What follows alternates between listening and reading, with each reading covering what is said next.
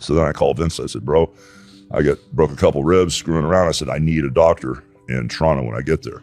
He goes, oh, well, before you, he called me Monster. Well, Monster, before you go to Toronto, I need you down in Miami tomorrow.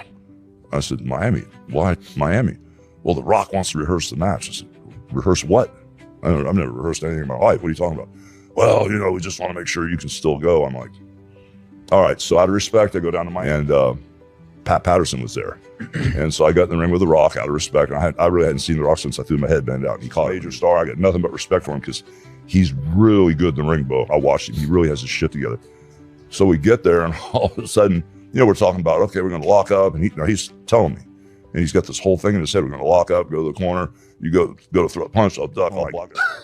I'm going, you got the whole match planned out? He goes, well, no. He goes, these are all the high spots and all the good stuff. I said, well, what if this doesn't work and the people shit on it? Are we going to keep doing this? He goes, oh, that'll be fine, this, that, and the other. Sitting in this 100-degree warehouse is Rocky Johnson, Rock's dad, going, Dwayne, listen to Hogan. Oh, man. Dwayne, listen to Hogan. And so Pat Patterson goes, all right, now we want you to go through the match. I said, no. I said, if I go through this match now, I'm going to get hurt. There's no way in hell I can wrestle with no people. I need 50, 60, 70,000 people. By the way, and this is still with your ribs. Yeah, but I wasn't selling it, bro. I was all gimmicked up and shit. I wasn't selling that shit. But anyway, so then we go to Toronto, right? We're in the dressing room, and I really don't even like to get dressed in the dressing room with the guy I'm wrestling, because I want things to be organic. I want to be able to feel. I don't like sitting in the dressing room with the guy.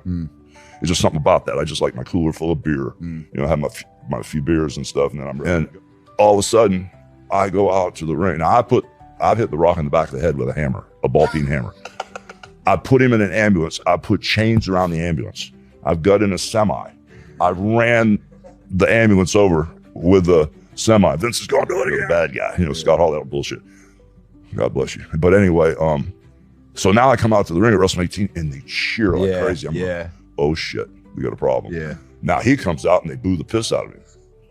And so we start the match like you want to do back, and all of a sudden, as he's hitting me, they're just booing the shit out of him. All of a sudden, thumb in the eye, throat, whatever. I said, slow down, brother. Yeah. So I said, it takes a few minutes to get this back on track. So I started listening, we got it back on track.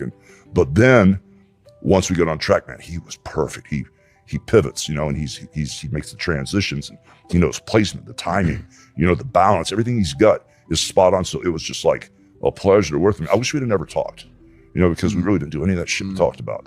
So you just went off script. So we just basically, and actually usually I call the match in the ring, but he was so good, he was talking to me too. If somebody's that good, I listen, brother, because I can learn on the spot and they're really cool.